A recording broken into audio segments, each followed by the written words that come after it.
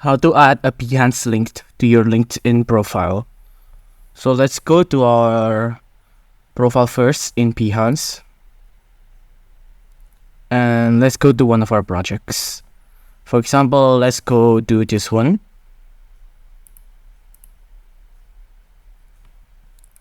As you can see, we're on our project here, and this will be the link we want to add to our LinkedIn profile. So let's just press this and let's copy it. Now let's go to LinkedIn. As you can see, I'm already on the home page. The thing you want to do is you go here and then you press view profile. And then let's press this add profile section.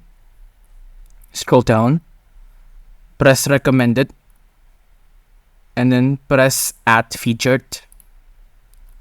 Now press this plus button and then press add link. Paste in your link, press add, and now the title, my Behance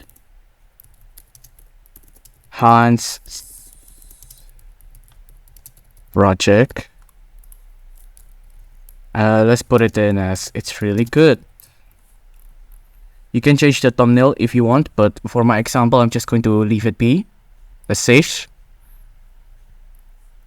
And now that's how you add your Behance link to your LinkedIn profile. It's as easy as that.